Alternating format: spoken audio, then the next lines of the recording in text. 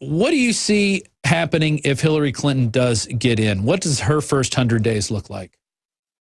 Well, it's the end of the republic. I mean, I don't know any other way to put it. And this case has been made by a wide variety of people.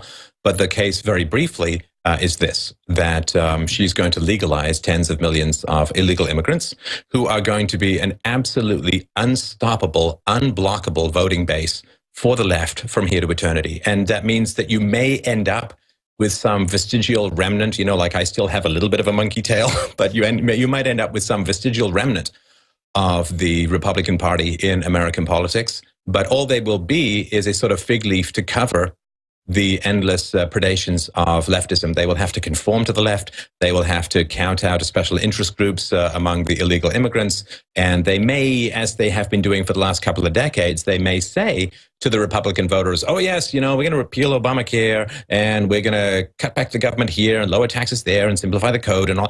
But all that'll happen is that any Republicans who are still going to believe that stuff, and after Trump and the way the Republican Party treated Trump, I don't think there'll be very many.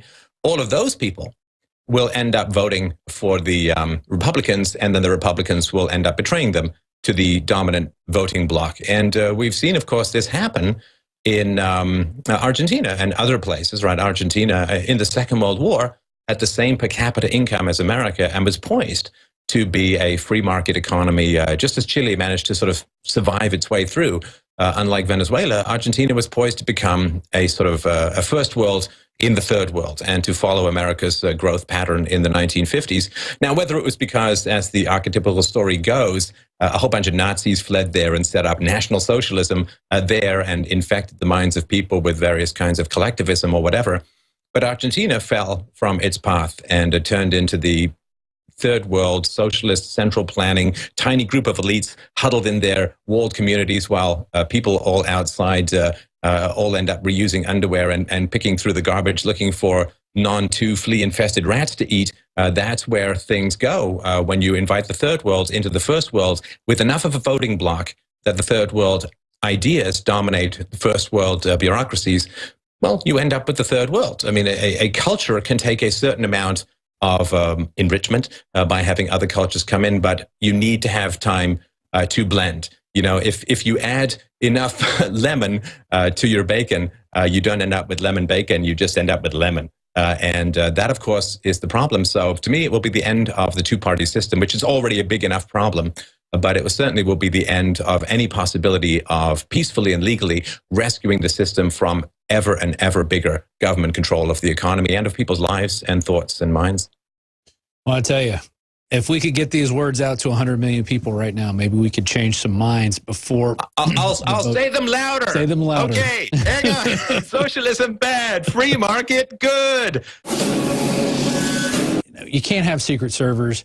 You can't destroy evidence after it's subpoenaed.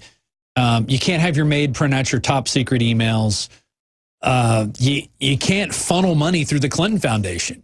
And that's exactly what it was. It was a whole scheme. There's so many crimes going on. But that's the whole question, right? Or can you? Right? This is the big question that hangs in front of the American public right now. You can't do these things, or unless can you're you? Clinton. Right? That's the big fork in the road. Are you going to have a rule of law, or are you going to have a rule of charisma and money and under shady dealings and power? That is the question.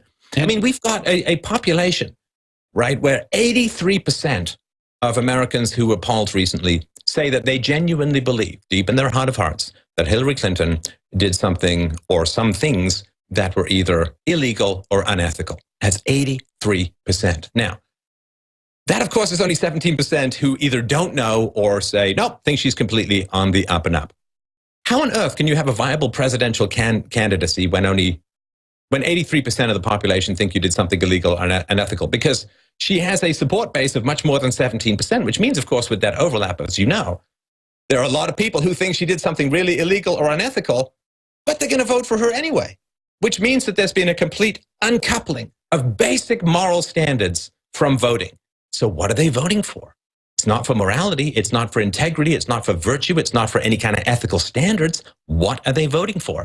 They're voting, I believe, for free stuff, all the stuff that she's going to hand over and provide to them at the expense of the rapidly shrinking and diminishing middle class in America. And you really should not be voting for free stuff. We all kind of know that deep down, which is why, of course, in the past, I'm not suggesting we go back there, but of course, in the past, you had to be a property owner. You had to have a sort of minimum income in order to vote, because the argument back in the 19th century was say, okay, well, if you give universal suffrage, if everyone gets to vote, well, the poor outnumber the rich. So the poor will vote to take away the property of the rich, and everybody gets to be poor. And that is a huge problem. Is there a conflict of interest if you are on the receiving end of government largesse? Can you make objective decisions based upon honor and virtue and integrity? If you're on the receiving end of government money, can you make objective decisions about taxation and spending? That's called conflict of interest in the private sector. It seems to be just called voting, at least on the left in the public sector these days. And I think we should, again, if we can shrink the amount of size and power of the state, then people can begin voting again based on principles and issues rather on ka-ching, ka-ching, I want my free government cheddar in a wheelbarrow. Well, here's the thing I think that's important about Hillary's health. And of course, nobody knows, I mean, other than her inner circle, her doctor and so on, what's really going on with her health. But this is what I would ask, a basic sort of question.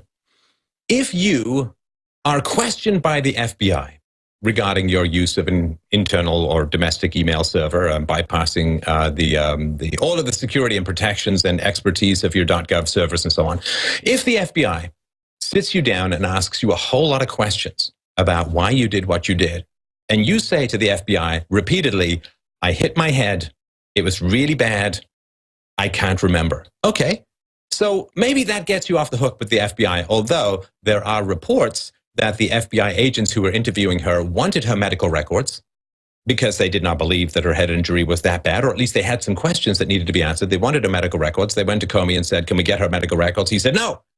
Okay, so if that's your excuse to the FBI, that you hit your head so badly that you can't remember very, very important things, I think that's kind of relevant to whether or not you should be given the nuclear codes, to whether you should be put in charge of the largest army in the world and the most powerful government in the world. That seems to me kind of important. So if you're going to use your health as an excuse as to why you can't remember things with regards to the FBI, I think it's pretty reasonable for voters to then say, okay, come on, pony up. If you're going to use this as an excuse, we better find out what the heck is going on with your health. So you're never going to get this communist utopia, and capitalism isn't perfect. And you could see how our system has gone as capitalism. It's crony capitalism, and it doesn't work in a lot of areas. But a lot of areas it does work. Well, we're able to get on and do this stuff on the internet. If you have a really great idea, then what you should do is you should bring your great idea to the marketplace of ideas and convince other people how great your idea is and why they should adopt it. If you have an idea that you think is great, but you also believe can only be implemented by pointing the guns of the state at innocent, peaceful people in order to get them to bow down and scrape and obey the coerciveness of your great idea, that is not virtue, that is tyranny. I mean, if I want a woman to go out with me, I can go and ask her out. And thus she can say yes or she can say no. Maybe I'll spritz on a little aftershave and comb my tiny mohawk into something approximating a hairdo, but I have to go out and ask her. Now, if I go out with chloroform, a paper bag or a potato sack, and then throw it into the back of a windowless van, I guess she's out with me, but it's not by choice and it's a crime. And so the problem is with people like Barack Obama, who says, oh, I've got this great solution. I can cut a third or $3,000 a year from your healthcare costs. Well, great. Then go and start a company and offer that services. You'll outcompete everyone, and you won't need all the guns in the universe pointed at people so that they conform to your idea. And this is why if communists got this great idea, fantastic. If you want workers to make decisions about how a company works, fantastic. Go start that company and give your workers a say. But just stop pointing guns at the rest of us who are trying to get some stuff done that doesn't involve bowing down to the cordite smell of your personal integrity and virtue. Everything that led up to the victory that some circles, of course, are claiming is imminent will be studied in great detail. And people, I believe, will hold in high esteem and with great honor everyone who helped to propel this victory, everyone who brought the truth out against the machinations and falsehoods of the mainstream media, everyone who convinced friends to learn and to overcome the lies that were being pumped down our throats on a daily basis, everyone who helped pump out the bilge water of propaganda that passed for reporting in the modern West. Everybody will be seen, everybody will be noted, and will be honored. And I think those of us who have worked hard to bring the truth to the people against all odds and at sometimes personal cost will have great honor and great respect in the future. It's not why I do it, and I'm sure it's not why many people do it, but it's not a bad little piece of icing to have on the cake of moral satisfaction. There's still time. Let me just make this little tiny pitch Sure. to the people out there.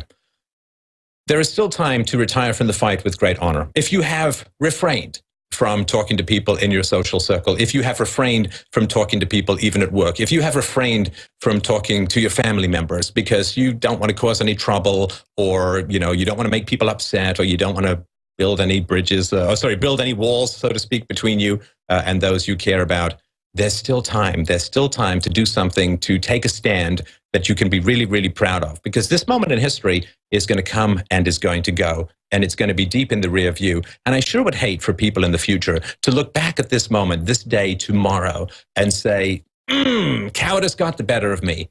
And okay, there was a victory, but I wasn't any part of it. And, there are those posters, like I grew up, my family was on both sides involved in the Second World War.